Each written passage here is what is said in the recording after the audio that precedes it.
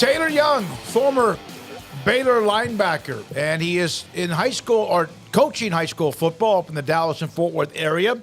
And he joins us now on 365 Sports with Craig Smoak and Paul Catalina. I'm David Smoak. Taylor, thanks for your time. As a former player, and you had been a part of a couple of teams that struggled because of the change, the tradition, or the transition of coaching, but Baylor right now is struggling. What do you see when you have a chance to watch them? To be honest, I see a lot of small mistakes that I believe to be fixed. But honestly, effort. It's really effort. And just overall, just like the small things about just running to the ball, finishing tackles. But just on our defensive side of the ball. It's just actually like they're doing their assignment to the best of their abilities. That's just all I see. I just believe it's the small things. How much do the small things improve when you play with confidence? Because, Taylor, it just seems to me that the last year or so, they're not playing very confident. No doubt. I mean, I see the same thing, but confidence is really everything. So I'm never playing football. You know what I mean? Like if you don't have confidence, then it's hard to play fast because you're always questioning things and you're questioning your assignments. You question it as if I should have this type of, like if I'm spilling or if I'm boxing or if I have this route or if I have that route. So just having your confidence is everything in football, man. Taylor, do you see some young guys that can be big-time players given another year or two? And just what's that process like of trying to get those young guys and extract the most that you can out of them? How do you try to go about, getting them that confidence earlier and ramping them up like that? Honestly, man, just going back to step one, like really like with young guys, I think it's a mentality deal, just introducing them to what great study habits look like, introducing them what the extra work looks like, and just changing their mentality of, hey, I'm here, I've made it till I haven't done anything yet. I haven't made a name for myself yet. I need to be grinding all the time to be better. Football is really all about stacking days. Like just stacking days on top of each other, being better than you were the previous day.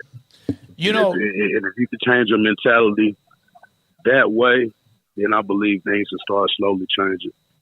What are your thoughts on the ups and downs? You went through that when you were at Baylor. The ups and downs, the changes, and can you kind of feel for the team? But this is year 4 for Dave Aranda, although the COVID year kind of is one of those with an asterisk. No doubt. It's like for me right now, it's two things that are going to happen, especially when the things feel like they're all going bad. First off, you got to figure out who's steering the ship. And I'm not talking about Coach Aranda or anything like that, but just as far as in the locker room, what type of leaders do you have? Because there's two things that can happen in that locker room. That's either you're going to fight or it's like you're going to fold. And, honestly, it depends on who's leading because it's easy to just give up whenever things aren't going, your way. And it's all about who's leading that team and who's going out trying to get better day in and day out and having hard physical practices. You know what I mean? And everybody just being into getting better. Taylor Young, it's a culture thing. Yeah. Okay. Taylor, you went through that year, the 1-11 year. You guys had that great game against Oklahoma. How did you feel the build, even though you weren't winning games? Did you feel the things building and gelling together after all you guys had been through? That whole year was tough. You know what I mean? With just all the changes and all the different, still having talent, but it being used in a different type of way. Because our rosters were different. It was all about speed with Coach Browse and everything else. And Coach Rhule, he wanted to be physical, but he didn't have the tools to do that at first. And so honestly, shoot, it's those small things that you just gotta. I'm sorry, I lost my train of thought. You're all good, man. Yeah. No. Can you ask the question for me again? Yeah. What was it like? I mean, just going back based on what you said, that year was really difficult. How did you then come through it, with all the different things were going on? Well, honestly, you just got to continue to fight. continue to fight and making sure everybody's on board. And if they're not, like, address it. Just addressing it. That's really the main thing. Addressing the issues and being able to be able to build on something and have a goal. Okay, goals might change in the season, but having a goal and say, hey, let's get better at this. Let's figure out what we're doing wrong and let's get better at these small things. And eventually you'll start building into something. Taylor, as the losing streak continued on, and that's what they're kind of in the midst of. I mean, they're looking at 1-11 right now themselves. You mentioned leadership, you mentioned coaching the plan, but how do you look at this team and how do you think that they, stay the course even if the losses continue to pile up? I mean, because it's one thing to see the long game, but man, every week it's another loss, it's another loss. Just how did you deal with that personally, and how did y'all deal with that as a team? Well, yeah, like I said, it's all about the leadership. And like at that time, I was the leader of that team, and my mentality personally is like giving everything I got all the time, no matter what. And so you have to have that mentality pouring throughout the team. Okay, things are going our way. All right, our starting quarterback is hurt, but what does that have to do with you? You know what I mean? Like that has nothing to do. Like, you can't control that. You can only control yourself and what you bring to the table. And so that's honestly something that I still take with me. And, like, I try to pour that into anybody that I'm coaching or I'm teaching. It's like, well, what are you doing personally to be the best that you can be? Because all that other stuff that's happening around you, you have no control over. And so I just keep that in mind and just try to just tell people that, and hopefully they're doing that same thing. Devin Lemire, who was one of the few that came up and like hammered somebody during the game. Not that there weren't other tackles, but after the game, he expressed a lot of like what I thought was incredibly a very sincere frustration. And one of the things he brought up, Taylor, was the lack of players being accountable or within the locker room. So people can discuss the coaching staff, they can put players in position, they can deal with injuries, etc. But what happens when you don't have, or it appears as if there's a frustration on players like basically being accountable themselves? Like that comes from leadership. Like that comes from like addressing it head on, addressing the situations head on, addressing your teammates head on, and calling those guys out. And understanding what's our way, and do your personal habits align with our way, or are you going against us? And like that's pretty much the main thing. Is like you got to figure out where's the ship being steered to. Now, are you helping out this ship, or are you constantly putting holes in it when anybody isn't looking? Like nobody's looking, and so you got to figure that out. And so honestly, like the best way to do it is just address it head on. And so sometimes that's uncomfortable in the locker room, but at the end of it all, you can come out more healthy. Taylor, we kind of brought up the Oklahoma game in passing. I heard you chuckle a little bit. We've actually got a poster here at the studio of your hit on Baker Mayfield. Yep.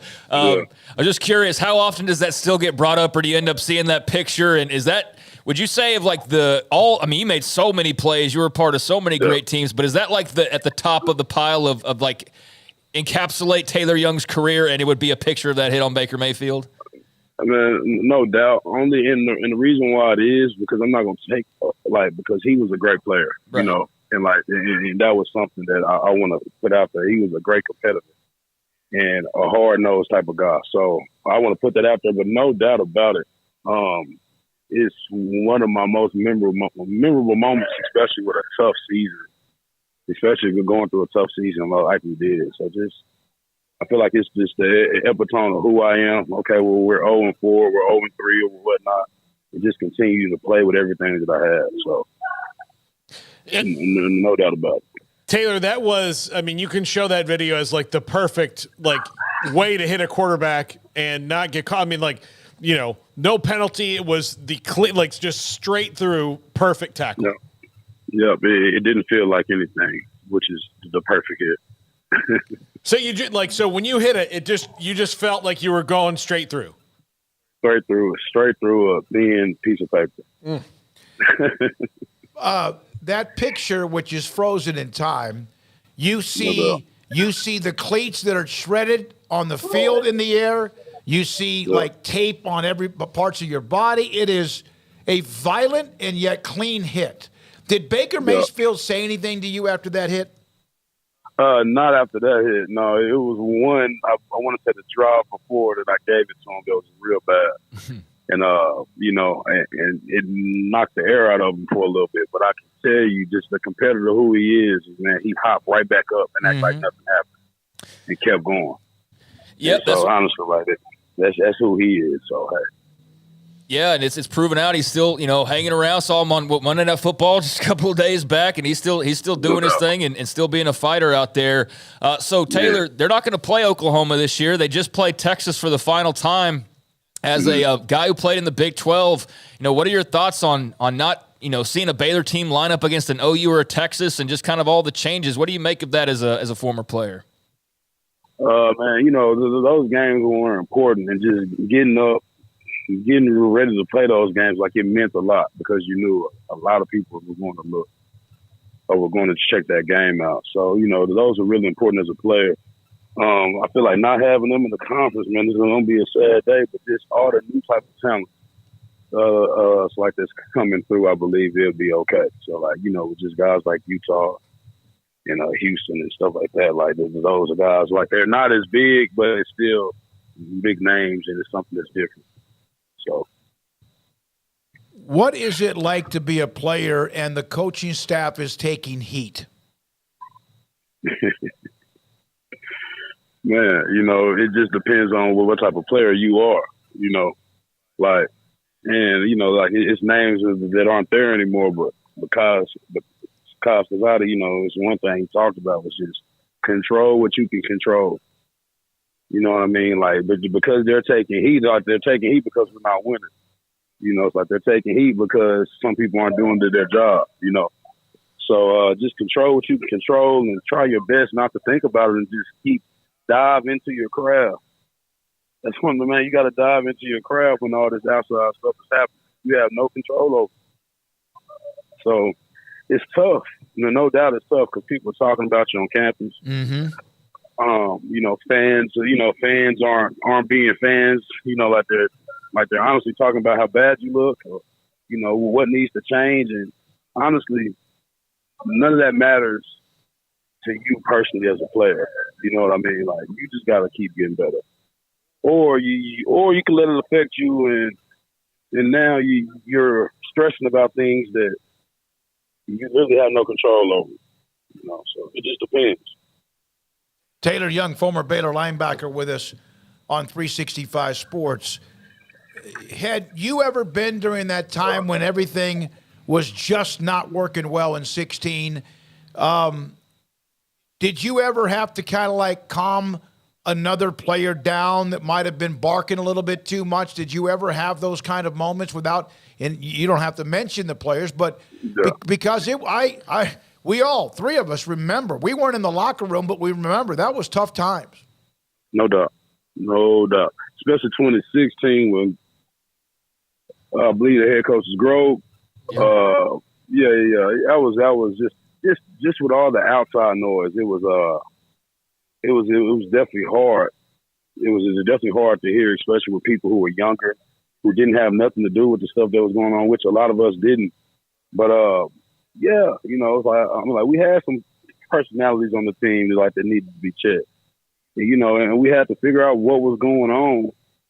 And it was a lot for everybody, players and coaches, And so the main thing the main thing is supposed to be football. It became something else. So, as coaches, it's up to us as coaches to keep football the main thing at all times, no matter what's happening outside. And so, that was just something that I believe that we lacked. But we did try to check it at the end. I believe we came together at the end. Yeah. Kept on playing hard, so. Won the bowl game and against Boise State. Can you reflect back, and there was so much turmoil because of the change and also the publicity, the negativeness of what was going on with people, everything. I mean, you as a Baylor football player, no matter what kind of a great young man you were a demon. You were bad because you were on the team that had so much attention. Can you kind of reflect back after the Texas game? I know there was a lot of controversy before that game, and it was a very tough ending. Did everything, in your opinion, did it just fall apart after that? Well, I can say this, man, that I remember like it was yesterday because, like that was something that was big happening. But it fell apart pre-Texas game, like the night before. So whenever that big article came out was when I believe things started falling apart. I don't know all the factuals about that, so I'm not going to speak on it like on radio. But it was a lot of misinformation that was put out there in that. But like whenever that came out, I believe football was no longer the main thing, and like that's really what I could say to what really happened with the season after that. We have Phil Bennett on every Monday, and we know and you just explained it perfectly. By the way, you didn't say a lot, but you didn't need to. Like that made all the sense in the world. We got you there. He obviously tried to keep that thing together too. Coach Grove did everything he could. Give us something about Phil Bennett, who loved you to death, recruited you. You had to go through the recruitment, always not large enough, tall enough, whatever. He loved you. He also knew Dat Win, among others. We'll run something with him on Monday the next time he joins us. Give us your just overall view of what you think of Phil Bennett. Well, I worked with him too as well in North Texas. Yep. Yeah, and so I want to say he's an amazing boss. He's an amazing boss. But man, he's hard nosed and he's a truth teller. That's what I like to tell. That's what I like to say. He's a truth teller, and he's gonna say whatever he thinks he needs to tell you to get you to play at your highest level. And as a young guy, just being criticized and stuff like that, like it can shut you down. But what he's trying to build you into, like that criticism right there, should honestly make you go harder. And so whenever you finally shed that skin, like that soft skin that you had, and you become somewhat of a man, like you'll start taking that criticism and knowing that I need to go harder. And so, man, Coach Bennett, like he molded a lot of young men throughout time, coaching probably 40 plus years, like just molding guys into becoming who they are and becoming confident young men. And I can just appreciate like that. That's a guy who, like if I get married, I'm gonna make sure he's at my wedding. He took a chance on me when nobody did. Nobody. Even though, I was All-American 5A Player of the Year in high school, So he wasn't just taking just a chance. I'm just saying. Right. I was just short. There's truth serum. What you just said is exactly what you're right. You were an incredible player right. And at DeSoto High School. Did all of those years at Baylor, how did that, through the thick and the thin, through the high, the exhilarating, and also the worst of times, how did that mold you? Man, I said this a lot just playing wise because my dad always mentioned it just growing up. But adversity causes some to break and some to break records. And I feel like I'm still living life and I'm going through life like I'm ready to break records. And I've been through a lot of adversity. And, those are just things that has happened. Those are things that are going to happen in life. You just got to keep pushing through, especially if you think you're trying to be great. Like if you're trying to be great, you can't let those small hurdles get in the way of like your true greatness, I guess. But yeah, just throughout all that, man, just keep hopping hurdles and keep going forward and putting the right foot down and putting your left foot down after that. Just keep moving. Taylor, I have to ask you this. This is like separate from a lot of stuff we've been talking about, but how much did uniforms matter to you players? Like, how excited did you get for, hey, we're wearing the all black or we're wearing the chrome gold? Because there's a lot of debate. Fans wanted a blackout last week. They don't have black uniforms, this and that. But, did that matter to you or to other players? Or is that something that genuinely, got you guys jacked up and ready to play at an even higher level? Man, well, that all black is something different. You mean business whenever you put that all black on. But just no doubt, I remember playing ball and having them gold chrome helmets, which we were probably one of the first teams to have. Just saying, but for putting those gold helmets on, like they definitely did something to us, like having that uniform. But like, you know, the all gold and the all green and the all white was cool with Coach Rhule, because Coach Rhule was a hard nosed, physical type. Like everything about him was that, and I feel like that was okay. But this roster here seems to be a little bit more flashy, a little bit, you know, with a little bit more speed guys and not necessarily just pound. I wouldn't mind seeing something different. And I know the players would too, and the recruits would as well. Taylor, I know that there was a little Twitter back and forth with some former teammates about making a comment about Matt Rhule at Nebraska compared to what it was like for Kedrick, and I know you guys love each other, about the time, about how he basically, it appeared as if he was trying to say that he broke you guys. But you came back pretty quickly along with a couple of others. Did you talk to Kedrick, and what really, how you could explain what he was trying to say, and in return your response? No doubt. That I can tell it was some truth in that statement that he had there. So I'm not going to totally discredit it. But like what I am going to say is that a lot of that stuff did happen. A lot of guys did have concussions and whatnot, but a lot of that stuff happened to guys that didn't really want to play ball for Coach Rhule as well, you know, but or didn't really go with the value with what Coach Rhule was trying to do. And, you know, so some of those guys are my friends. Like I can say that Kedrick is my friend, and Kedrick thrived in that atmosphere, and he loved Coach Rhule. You know, like that was one thing about it. Yeah, like, you know, a lot of that stuff, like you coming from a roster that was built off speed, built off running tempo offense, and then trying to switch it within a year of trying to be a pound type of offensive team, or really a good defensive whole front, like the defensive being the main priority. Practices change. You start being a little bit more physical. You start having periods that's 9-on-7 for more than 10 minutes. You start changing the mentality of your linebackers instead of two-gapping things where we're going to run through somebody's net. You know, that type of stuff, you know, like those guys talked about it. But they also equipped us with the different things that you can do to make sure that you don't go through those things. Like they wanted us to lift extra weights. They wanted us to do like they put neck exercises into our, you know, our lifting program. You know, like they gave us the tools to get better. And as you can see, 3 years down the line, it worked. You know, there's like 12 of those guys. Of course, they end up graduating with Aranda, but it's like 12 of those guys, 10 to 12, that's still in the league or floating around somewhere. So, like, you know, like the chef worked. You know, like his stuff works.